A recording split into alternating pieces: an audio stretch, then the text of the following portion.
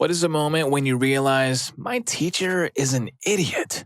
When my grade 2 teacher tried to hold me back a year only to discover that she thought I was my older sibling 3 years my senior, whom she had also taught in the second grade. To be fair, she was way too old to still be teaching. She may have been senile by then. The teacher's intention to hold me back a year was all the more patently insane because I had good grades for a 7-year-old, whereas my sibling, though not a dullard, didn't. So I come home with an excellent report card along with a letter to my parents that I'm going to be held back due to poor grades.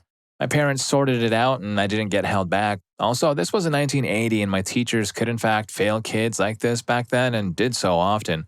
Or at least this one teacher did. I guess it was an accepted practice at that place and time. 1980s teaching, huh? Teaching methods were wild, I guess. Excellent report card? Better hold him back just to be sure. It's got to be perfect. Story 2. My biology teacher in high school asked me a question regarding something she was talking about, the answer of which was projected onto the whiteboard with an overhead projector. I looked at the whiteboard and she placed her left hand over the part that had the answer so as to conceal it. I told her that the text was still projected onto her hand and that I could see it. She was visibly upset, and then she proceeded to place her right hand on top of her left hand. I bursted out with laughter. She kicked me out and called my parents. Story 3. I was in the Earth Science program at University of Maine, Orono. At the same time, my mother was attempting to recover from a debilitating stroke that left her practically paralyzed on her left side. While I attended school, I also had to look after my mother's property, take care of her affairs, and try to get rehab care for her out of a very recalcitrant facility. Plus, of course, visit her and look out for her in a lonely life in a rehab center and nursing home. I always managed to keep my grades up at an A average actually and attend classes though. And when it came time for my Keystone project, I went to see the head of the program as I was having issues finding a professor to oversee a project. The program head was exceptionally pleased at this as, he explained, he thought I didn't deserve help. After all, I'd been too busy looking after unimportant off-campus affairs to attend completely optional department socializing events, and all the professors therefore justifiably hated me. I currently work in scientific translation, away from ignorant people like that. Story 4. She spent the first month of school only explaining the fricking curriculum. The moment I lost faith in her was when she took 20 minutes off of our original exam time. It was originally an hour and a half, but she spent her sweet freaking time being a total witch. She expected us students to have 3 devices for a freaking online exam. She required us to have 1 device to do the exam on, 1 camera to show our faces, and another one to show the device we were doing the exam on. She told us this at the last minute, and obviously not everyone has 3 devices, so a lot of my classmates had to lend their parents' phones or laptops so the exam could start. Afterwards, she rambles on about some other random BS, and after that, 20 minutes of our exam time was gone. Since we started late, I didn't have time to finish all the questions, so I failed. She later brought this up at the parent-teacher conference, and I told her she didn't give us enough time, but she denied it and blamed me for not studying instead. But my mom knew she was messed up in the head. Story 5. I was 9 in 5th grade. There was a class project that involved a world map, and each student had to add something to it. I forgot the rest of the details, but I had to do Columbus's 3 ships from his first voyage. So I make what I remember, likely wrongly, to be 3 well-drawn ships, cut them out, and paste them right in the middle of the Atlantic. Some days later, I see my ships in the Pacific. I asked about it, and the teacher replied, "Oh, they're already in the Pacific portion of their trip." I wondered if she was confusing Columbus and Magellan, but something about the way she said it made me think it was pointless to argue. Once in 8th grade, we had a hiking excursion and it was a cloudy day. At some point, we're in a part of the mountain with a nice view of the city, and there's an opening in the clouds that lets sunlight in, allowing us to see the rays of sunlight coming down. Our biology teacher goes and says, "That's a hole in the ozone layer."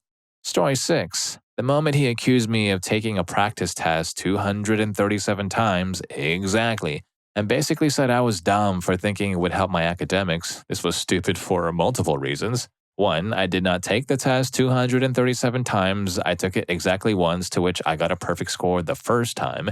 2. The test was like 10 minutes long. If I'd taken it 237 times, I'd have spent 2,370 minutes on it, or 39 and a half hours.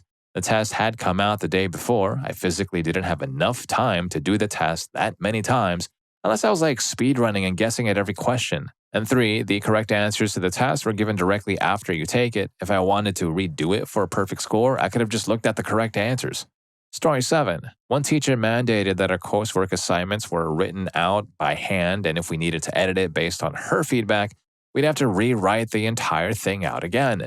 The department had forced her to change her policy and let people use Microsoft Word partially because several of the kids in the special needs course kept misspelling words and using whiteout on their papers, leaving their essays completely unreadable. One kid who was swamped with work almost didn't get his assignment submitted because he just didn't have the time with his other classes and just handed in the first draft and almost wasn't allowed to submit it. The IT teacher lost several people's coursework assignment folders the day of the submission deadline. Here's one that happened after I left but was notable enough it made the rounds. One teacher in the religious education department, yay Catholic school, had attempted to game the system in order to get the best grades for the minimum amount of work from his class, and it backfired horribly. He basically used the questions from the last year's final exams to try and gauge what topics would be brought up in the next year's exams, and then geared his lessons for the year around his predictions. In short, he taught only about half the entire course. Then, just before the end of the exam season, word got out that the kids in his class were walking out of the exam hall in tears because they had no idea what any of the questions were about. My own sister was in that class, and she came home outright stating that she didn't know a single thing on the exam. Those kids were on the top of their year and were expected to all go to university. That exam brought their grades down, and all of them were rejected out of hand. They had to go to a course taught in a community college 2 hours away because no local college around the school taught the class outside the high schools, and they were too old to re-enroll. Parents complained to the school by the end of the day, and by the end of the school year, he was fired from the school outright. Also, it seems my younger sister had a bad habit of attracting bad teachers. She was badly treated in class by an older teacher because of how our eldest had been a nuisance in his class. The man ended up with a reprimand and an official warning. And a substitute science teacher covering for a teacher on maternity leave was fired for teaching her class how to properly end it all. Story 8. Our literature teacher notified us after we had already done the quiz and test that they have a combined grade, and that if we failed just one out of the 15 questions in the quiz, we would get 0 points for it. While she was talking, lots of students obviously raised their hands. She let no one talk, at which point she said verbatim, "You guys know what is one of the things I hate about kids? They never listen to the end and always barge in the middle."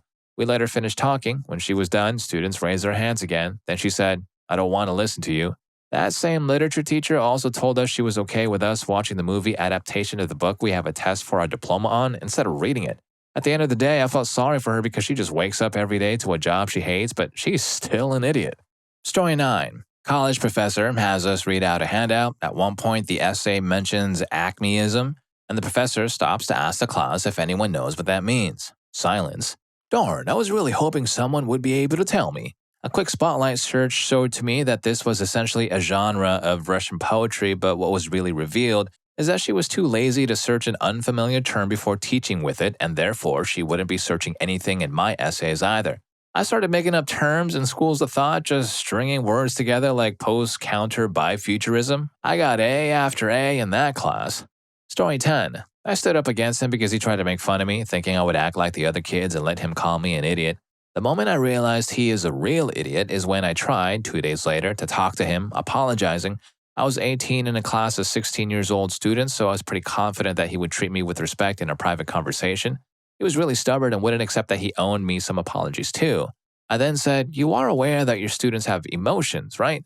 He became red, eyes glowing of rage, veins on the forehead, ready to explode, and he said to me with the most villainous voice you can imagine, "No, they don't have the right to.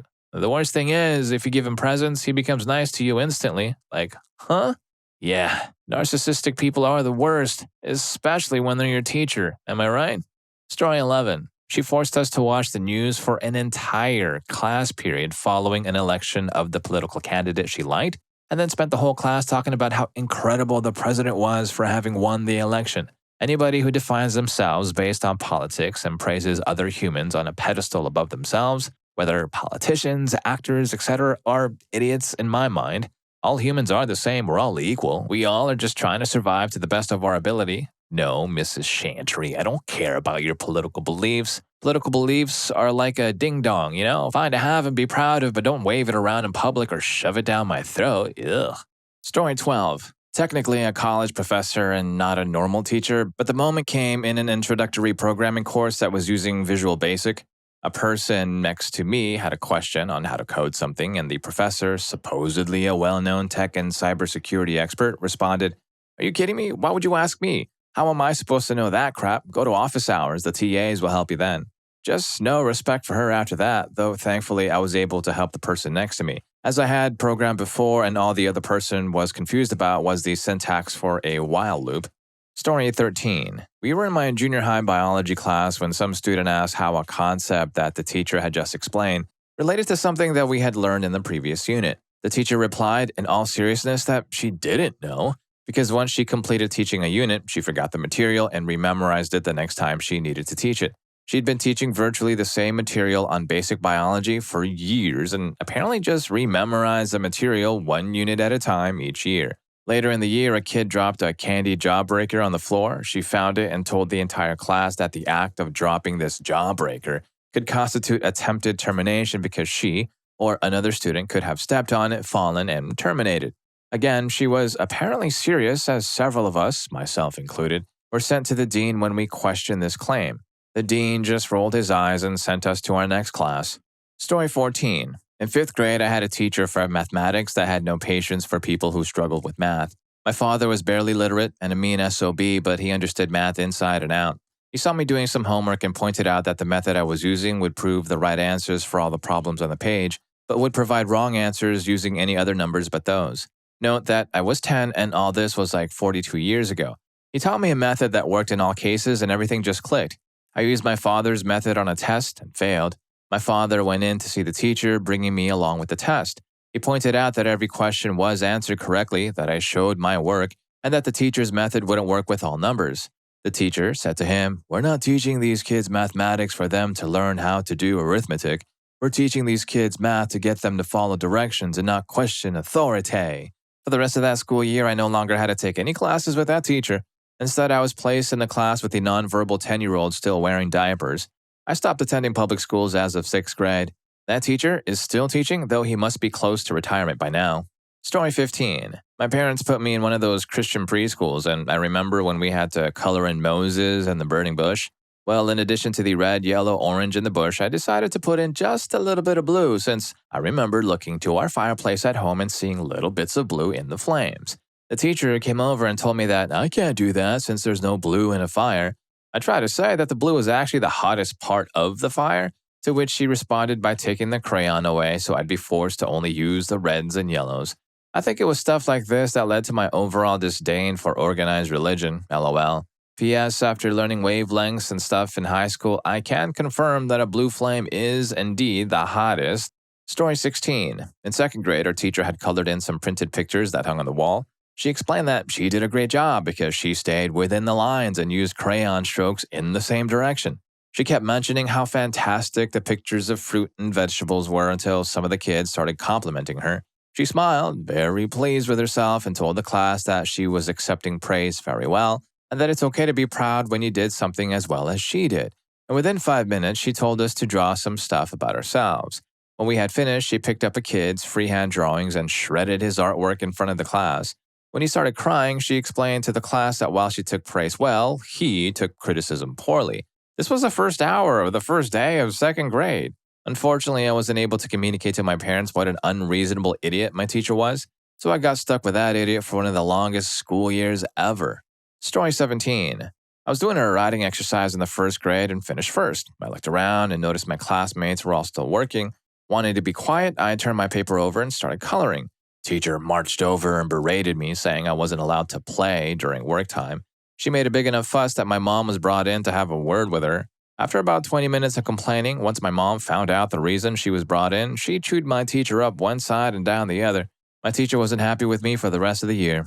Story 18. My 2nd to end 6th grade teachers were so bad that I, ADHD in the early Ritalin late 70s, moved to the other teacher for that grade against the principal's vigorous objections, but totally thrived in the other teacher's classroom. The 2nd grade teacher would berate and belittle me, not just in front of the whole class, but getting them to actively join in for not knowing where the class was with the story when it came around to my turn in reading circle, because I had already read 7 stories ahead of where the class was fumbling along. All the testing that resulted from my conflicts at school revealed that I actually belonged in the academically talented supplemental class, which this petty teacher took as a direct personal insult and affront. Like the less schizo 6th grade one, in adulthood I recognized both as teachers by day but longtime hardcore party girls by night. They were barely holding it together enough each morning to handle a routine class of mundane average students going through the motions of lesson plans written by others. Any deviation from routine made their hangover throb worse, apparently. One day I was right behind the 6th grade teacher as she gushed to another teacher, "I just love beer. I have an absolute obsession for beer."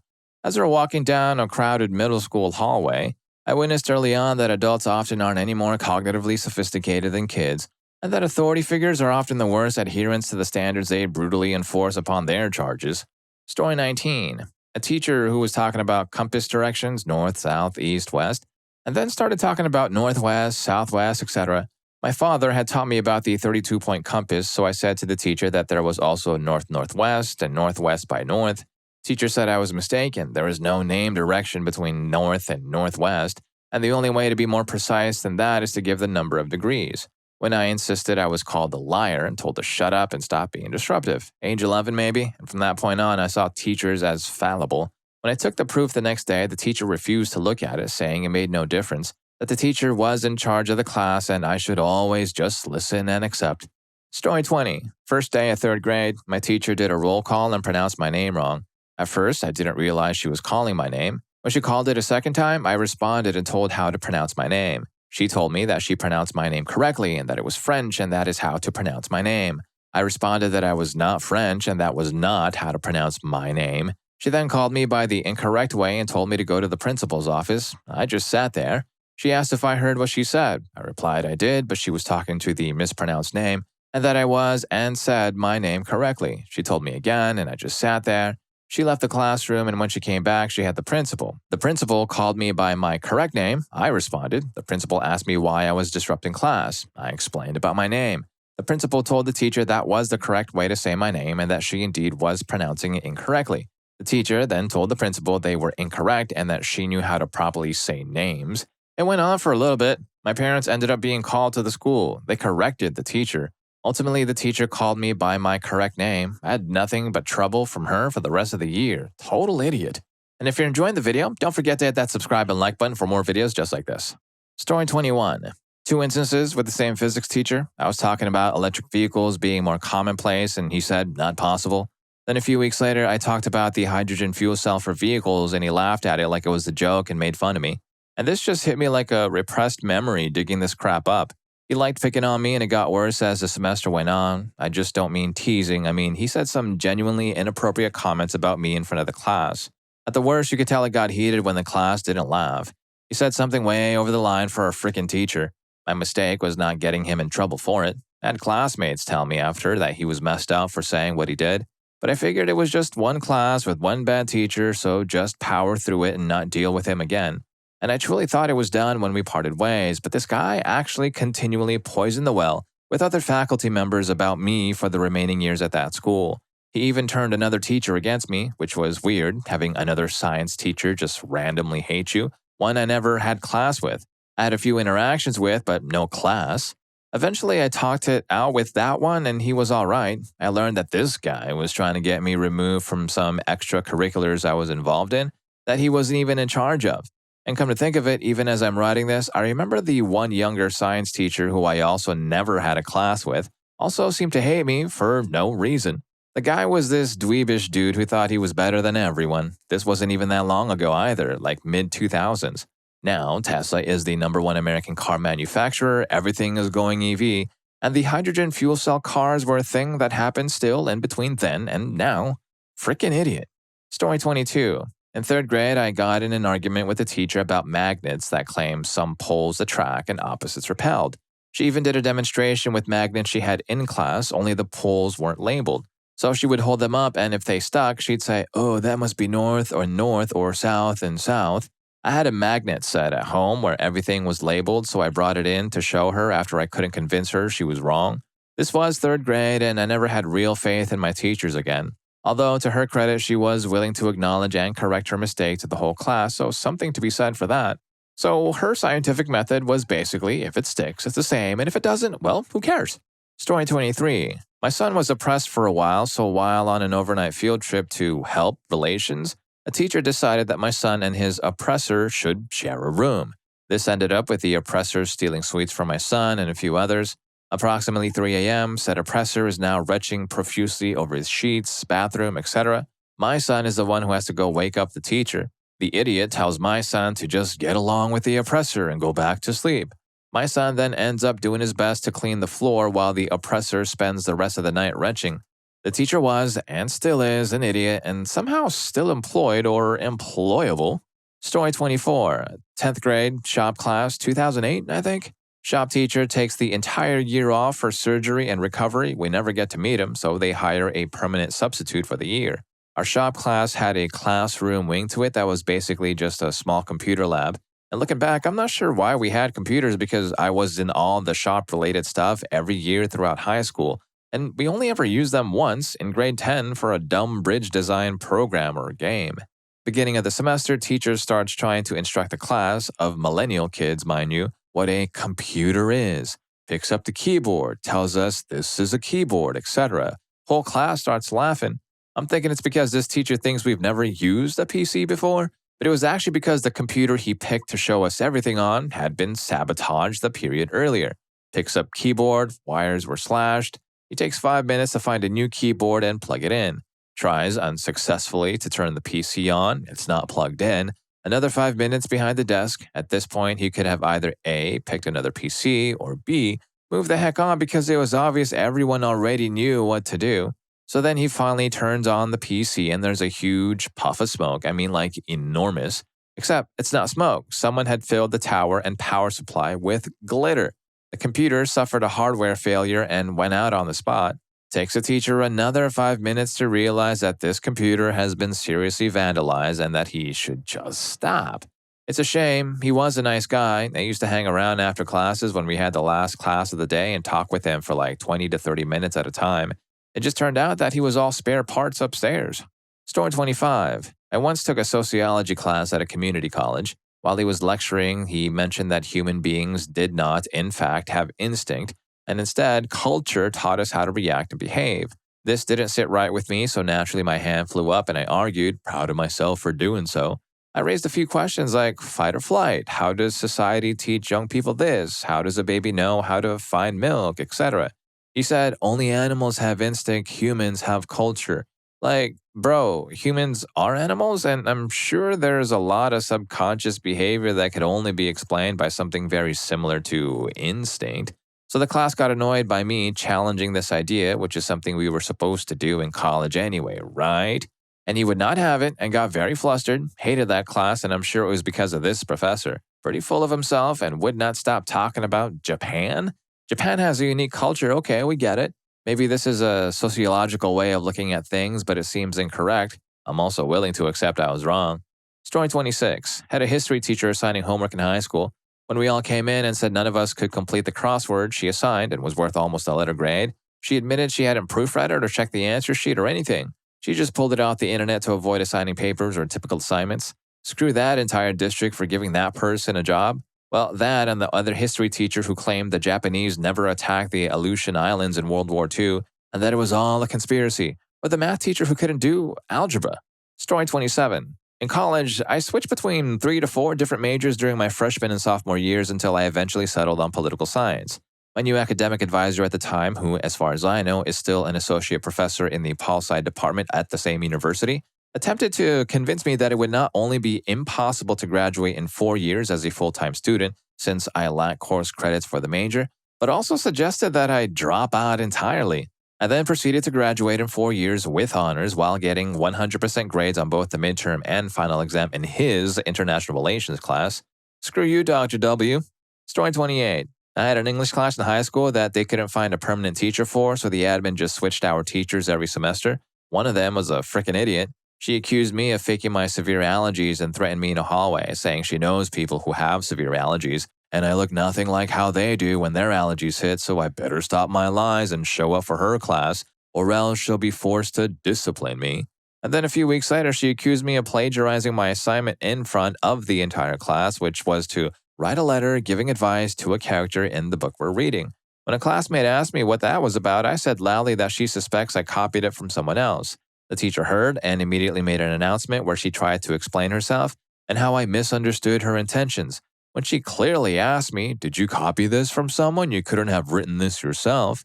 The next week, she started raving about how great my assignment was and started reading it to her other classes who were also reading the book. Story 29. My teacher would project her calculus questions onto the screen, then copy them onto the board so she could provide an example. All of us were instructed to do the questions first. Keep in mind, it was almost a whole page worth of equations. As we were doing the work, the prof got to work on her example. By the time we had finished almost 10 minutes worth of solving calculus, we looked up and noticed that she had copied the equation wrong from the projector to the whiteboard. It was pretty deep into the semester and all of us were tired of her constant mistakes, so no one said anything, but the kicker is that the next equation required the answer from the previous question. We all watched her carry over her answer that was wrong from the very beginning and use it. Eventually, the new equation fell apart because of her mistake. She stared at the board for a good 30 seconds before you could see the light bulb go off. And what does she do? She goes into the projector slides and changes the equation so what she had originally copied was right. Needless to say, we all had an entire page worth of useless calculations now because she didn't bother to change her mistake. Story 30. Maybe not the dumbest compared to a lot of these posts, but my religion teacher, who was a nun, drew pictures of small shot glasses and a large pitcher on the chalkboard, and then proceeded to tell us that we were the shot glasses, she was the pitcher, and God's love was water. Since the pitcher was bigger, it could hold more of God's love than the shot glasses. Therefore, God loved her more than us because she was a nun. She refused to understand why we would be offended with her analogy. A few years after I graduated, I heard she ran away with the health teacher, a woman, so I guess these days God doesn't love her as much as he used to. In a previous year at the same school, our religion teacher tried to sell us on a secondary V card. She acted very holier than thou about it. Never mind that she was a former student and we had all heard the rumors of her many escapades when she went there. Story 31. When she wouldn't accept that there's multiple ways to do math, even if someone wrote that she thought should be 6 times 3 as 3 times 6, she blew up and ridiculed them in front of the class. This happened a lot to one of my friends to the point his parents pulled him out of the school, and she blew up if someone didn't know what a tape diagram was, even though it was second grade and tape diagrams were only on the 3rd to 5th curriculums. And she played favorites a lot. I was one of her favorites, even though I wrote 4 times 7 as 7 times 4 a lot. She also took away the entirety of recess if you got something wrong. And now that I think about it, she didn't seem to favor the English learner kids, even the smart ones. Story 32. Not a teacher, but I used to work as a camp counselor at an all-girls camp. And our nurse one year fell through, so the person meant to be the nurse's aide was our main nurse. One week, I had a camper who started her period and 1. Asked for tampons, and 2. Reported she was feeling nauseous from her period and cramps.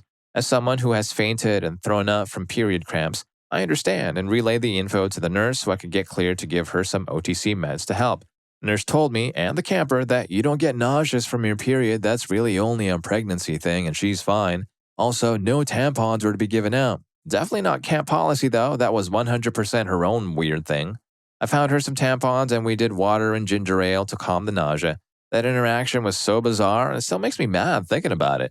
Story 33. I was 6 years old, and the teacher was describing that we all had a guardian angel who wrote our good deeds in a golden book with a golden pencil. When we did something bad, it was entered into a black book. A little girl spoke up and said the pencil wasn't all black and burnt also. The teacher agreed. I thought that the angel would then get his or her fingers dirty and that this was most unlikely. And this thought was followed by another, which was, how could the teacher possibly know any of this? A year later, I was making my first communion, preceded by my first confession. I couldn't think of any sins and made some up. I later realized I had lied in my first confession and therefore took my first communion in a state of sin. I realized that I was not cut out to be a Catholic and haven't been for like 60 years now. Story 34. Sophomore year, we had an honors English teacher we all dreaded. She was a newish teacher. And she was the first teacher who had the nerve to be tough on us. In retrospect, she was fantastic. Her assignments were interesting, we had her earn our grades, and she was genuinely excited for us when we did well. We were just terrified of her because she was also the first teacher to give many of us C's or D's on assignments. But when we came back from spring break, she was gone. The principal gave us a vague excuse about how she had to move because her husband had gotten a job elsewhere. Rumor has it, this was all a lie. Word in the cafeteria was that she'd failed the star pitcher of our mediocre varsity baseball team. The kid's mother happened to be on the school board. She'd allegedly pulled some strings and gotten the teacher fired so her precious baby could play. At first, we rejoiced. Surely we'd be able to coast through the remainder of the year. And that dream ended when we met the sub. At first, we just thought she was a little weird. She wore a rat tail and she emphasized the word but a little too much when she spoke. As the next few days went by, we started to suspect she was our punishment for wanting an easy class. She assigned us daily writing journals, innocuous enough, but these also came with the expectation that we bare our very souls. She read us examples from her own journal on a daily basis. They were saccharine, rambling, and featured more than their share of grammatical mistakes. When she started making us read our entries out loud, we started mimicking her style. The more verbose and treacly, the better. She ate it up while we stifled our laughter.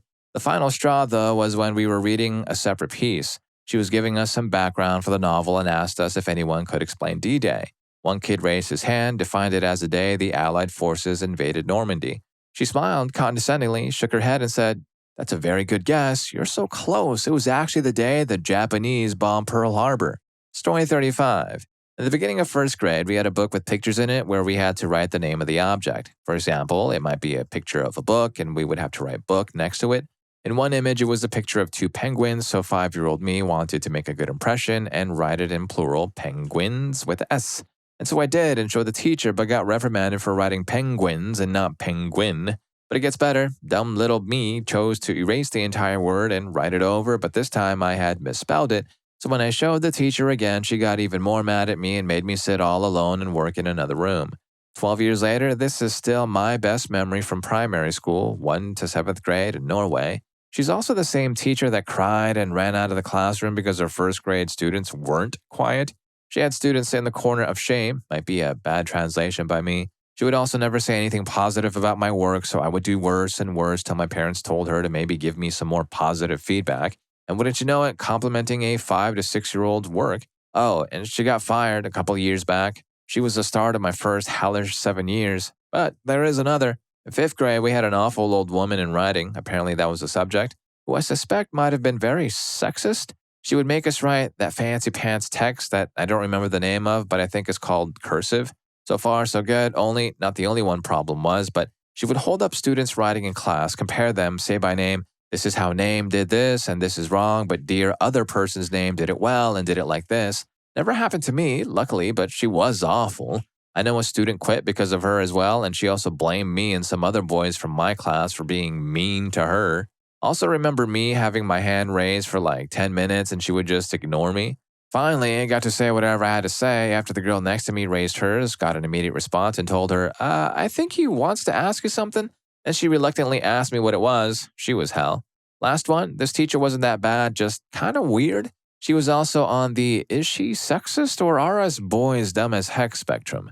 What especially placed her there for me was after a society science, no clue what it translates to, but a combination of geography, history, and culture test. The days before me and a friend of mine, female, had basically written the text beforehand, so we just pasted in the notes and filled them in. She got a 5, 1 out of 6, while I got a 3, and we write the same freaking text basically. I'm sorry this turned into a long one, but a lot of memories started flooding my mind as I wrote. Hope you guys enjoy. Story 36. Not really my teacher, but the whole school. During 4th grade, I always had to change teachers because I had stress issues and they all never really helped with it. But my last teacher I got was just like the dumbest person I met. I usually liked to sit around at recess because we were allowed to, and I didn't have many friends because I was the crybaby kid. When my teacher noticed me, she walked up to me and told me to go play with some of my friends. When I told her multiple times I don't have any friends, so of course I bring this up. Me, Miss, I don't have any friends. I've told you this a few times. Miss, whatever her name was, well, it's either you make some now to play with or you go to detention. Now, I had the reputation of the good kid. All it was just stress issues, so you could just imagine my counselor's face when she saw me walk into the office. When I told the principal, she just ignored me and made me sit in ISS, and this is why I hate my 4th grade school year. Story 37. In my very small rural high school, we had a history economics course for college credit. Unfortunately, there wasn't just one moment, but here are some of the highlights. had an electric razor on his desk and would shave every day during class. He would then light a candle and rub candle wax on his face for moisturizer. His words, IDK, made us write in Bill Clinton is the devil on an essay test as the only correct answer he would accept. He was heavily biased on everything. No open discussion, and if he had an opposing point of view, he would purposely fail you or find a way to give you detention. If you got in trouble in class and you were a girl, you automatically got detention. If you were a boy, you had to stand in front of the class and massage his shoulders. I assume it was supposed to be embarrassing, but it was just really freaking weird. He loved metaphors. If you didn't include metaphors in your essays, he would fail you. He rarely read the whole essay. My classmates would write 1-2 pages of metaphors and then fill the middle with nonsense, sometimes not even real sentences, and then add more metaphors to wrap up the last page and then get an A on the paper. He had nicknames for everyone and refused to call us by our actual names. There's probably more, but it was like over 10 plus years ago. I'm still shocked they let him teach kids at all. Story 38. For some context, I attended a private Christian school for grades 8 through 12. And because it was a private school, teachers were not required to have obtained their teaching license. They simply had to be approved by the one hiring them, who I believe was our principal. And because of this, we definitely had a couple of fun ones. My particular favorite was Mrs. S. She was hired at the beginning of my senior year, 12th grade. Firstly, she treated high school students like first graders. She talked down to us when she was explaining anything. Also, she would censor the Christian textbooks because I guess while we were old enough to be entering the real world by the end of the school year, we were not ready to hear about the vile things Nero did to Christians. The exact instance that her idiocy hit me, though, was when she mocked her Indian friend by using gibberish to represent her native tongue. Oh, and on that same day, she laughed at Kim Jong-un and compared him to some fat hamster from a poorly animated children's cartoon. But apparently, racism is totally excusable so long as you also suck at your job. And if any of these stories got to you, I can tell you one of them at least got to me. Here's more for you. YouTube thinks you're going to love this. I'll catch you in that video.